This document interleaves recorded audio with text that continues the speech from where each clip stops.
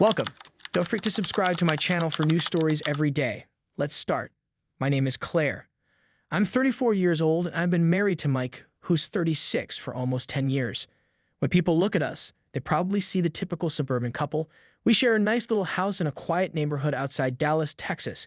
We have well-paying jobs, friendly neighbors, weekend barbecues, and family dinners on Sundays. If someone told me even a few years ago that I'd step outside our marriage for nearly a year, I would have laughed in their face. I never considered myself the cheating type. Yet here I am, writing down a secret I've never shared with even my closest friends. I don't share this story to excuse myself. My reasons don't justify the betrayal, but I want to put it into words to face the guilt and shame that's still with me, even after it's all ended. Because the truth is, my affair never got exposed and Mike never found out. It's strange how comfortable habits can turn into restlessness. Mike and I started off with so much spark and passion, always traveling on weekends, exploring new restaurants, spontaneously going to concerts. But as time passed, we fell into a pattern. We'd come home from work, toss together dinner, sit on the couch, and watch TV. Weekends turned into chores and short visits with family. Nothing dramatic happened, no fights or huge conflicts, just routine. At first, I thought the sense of boredom was normal. Life can't always be thrilling. But one evening, sitting across from Mike at our kitchen island, I realized he barely met my eyes. He was busy checking a sports feed on his phone. We hardly had anything to say, except to ask how each other's day was. This scenario repeated for months. I told myself I was being petty, that everyone has dull patches, but it gnawed at me. I even tried to talk to him gently, me clearing my throat. Mike, do you ever feel like we're stuck in a routine? I sort of miss how spontaneous we used to be. Mike, raising an eyebrow, half smiling. It's normal, honey. We're a married couple. The spark changes, but it's all good. We still love each other, right? Me? Yes, of course. I'm not questioning that. Can't we do something different sometimes? He shrugged, gave me a reassuring hug, said we could plan a weekend trip soon. We never actually did. I've been working as a project coordinator at a local design firm for the last 5 years. One morning, a new consultant arrived to discuss a potential collaboration with our company. His name was Aaron. Tall, with a quiet confidence, he shook my hand in the conference room. I felt an odd flutter, like a spark of intrigue. But I dismissed it, attributing it to normal curiosity about a new colleague. Over the following weeks, Aaron and I interacted professionally, exchanging emails, phone calls about designs, meeting in the break room to align timelines. He was witty in a subtle way. No big flirty gestures, just occasional jokes or compliments on my organizational skills. Then, after a successful proposal, our bosses decided we'd be point people, meaning we talk regularly to ensure smooth collaboration. Nothing was outwardly suspicious at first, but I noticed myself wanting to linger in conversation with him. He popped by my cubicle. Aaron, smiling. Hey Claire, got a minute to go over these layout specs? I glanced at the clock, see I was due to leave, but say sure, feeling a small thrill of excitement to talk with him. Ridiculous, right? Yet that's how it started. Tiny, incremental steps. One Friday, we'd wrapped up a long day of finalizing documents. Aaron suggested grabbing a quick coffee to decompress. Mike was working late that night, and I had no pressing plans, so I said yes. We ended up at a quiet cafe near the office. We sipped cappuccinos, joked about office politics, then started talking about more personal topics, childhood memories, favorite books, travel dreams. It was the longest, most genuine conversation I'd had in ages. I felt seen. We lost track of time until the barista announced closing. When we left, standing by his car, he hesitated. Aaron, softly. I really enjoyed talking to you, Claire. You're easy to connect with. Me? Heart pounding. Same here. It's refreshing, actually. We parted with just a friendly wave, but I was buzzing. Driving home, a swirl of guilt and excitement babbled in my chest. It's just coffee, I told myself. Friends from work do this, right? But that night, I lay awake in bed, glancing at Mike, who was snoring softly. I realized I'd felt more alive in that coffee meeting than I had in months at home. That's a terrifying realization. Over the next month, I found reasons to text Aaron outside work hours.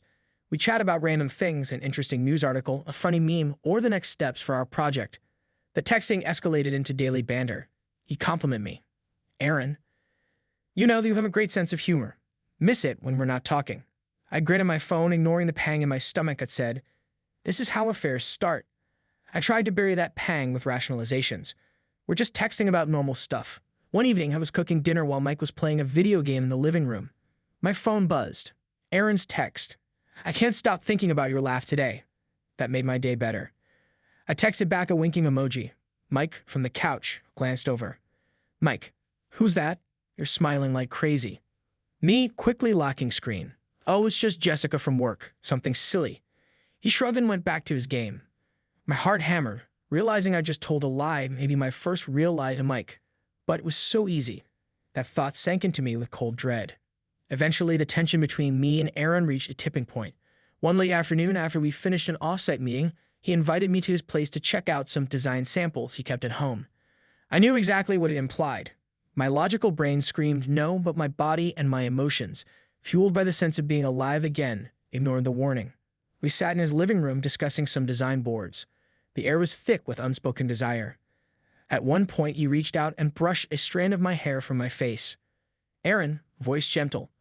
Claire, I don't want to cross lines you're not comfortable with, but I'm drawn to you. Me, exhaling shakily. I married Aaron. This is complicated. Aaron, I know. I'm not trying to destroy anything, but I can't help what I feel. He placed his hand lightly on my shoulder, and that was it. My resolve crumbled. I kissed him. The next thing I knew, we were in an intimate embrace on his couch. When it was over, I rushed to fix my hair, my clothes, tears pricking my eyes. Aaron, softly. We can stop if this is too much. I'm sorry. Me? No, I don't know what I'm doing. I left in a daze. On the drive home, I cried, telling myself it was a one-time lapse. But deep inside, I suspected that once you cross that boundary, you rarely stop at just once. We ended up having an affair that lasted almost a year. I'd meet him for work lunches, which turned into hotel lunches.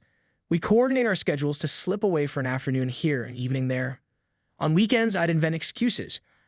I have to help a coworker with a project. I'm attending a workshop. I'm seeing my mom. Anything to spend stolen hours with Aaron. It was a weird contradiction. I still went home to Mike, cooked dinner, watched shows with him, and acted like everything was normal. Meanwhile, I was living a second life with Aaron, full of clandestine passion and secret phone calls. I tried to justify it. I'm not hurting Mike physically. He never complains about ignoring him. He's busy with his own hobbies. But I knew it was a self-serving rationalization. Mike sensed something was off, though. We started noticing I was dressing up more often, wearing perfume even on casual days. He frowned. Mike, another work thing? You can add a lot.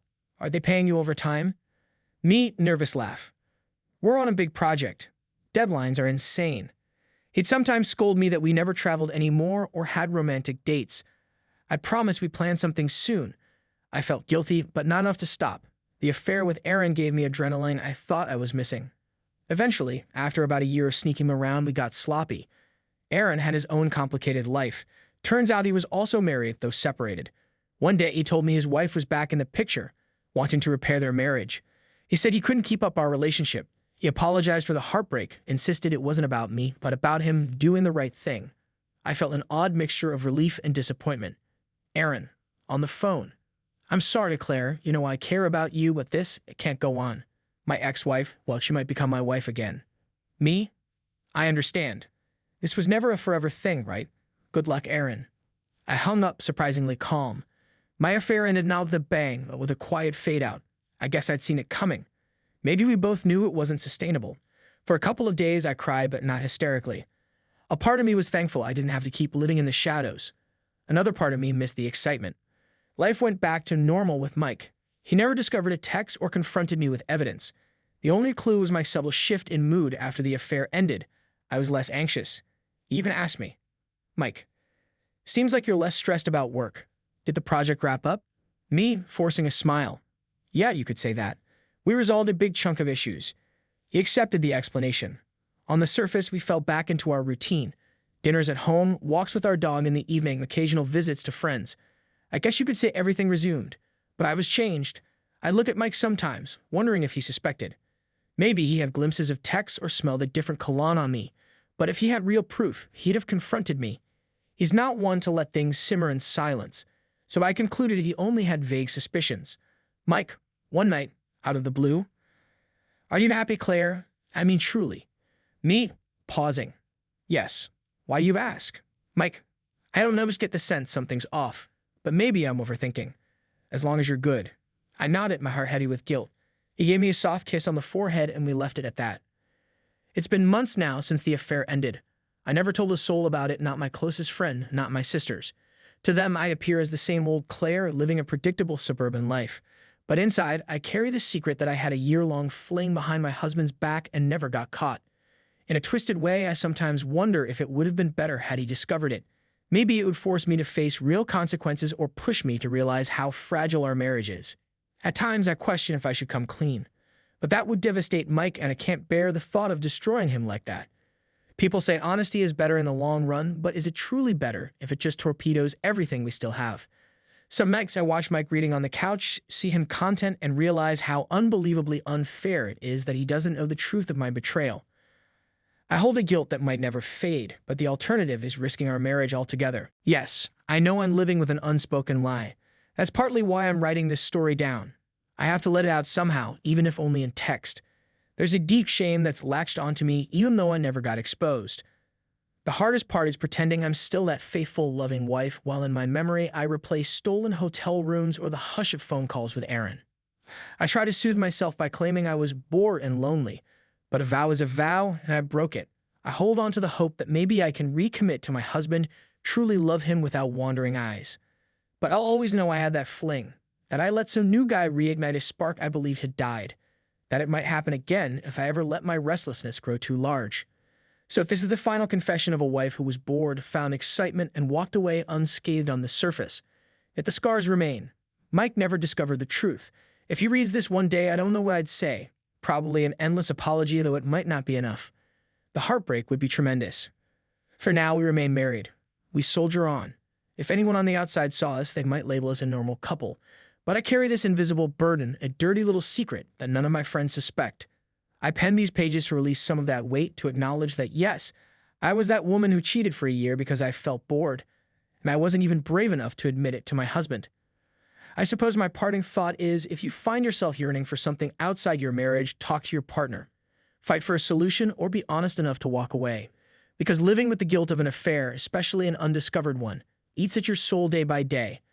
In my case, the affair ended when the other man's life changed, but my shame lives on. And that's my story. I doubt anyone will read these words except me. But at least I've voiced it, and perhaps, in my own private way, that's a first step to facing what I've done. For now, I keep living as if everything's normal. But in quiet moments, I remember, I shattered the trust, even if Mike never realized a single shard was out of place.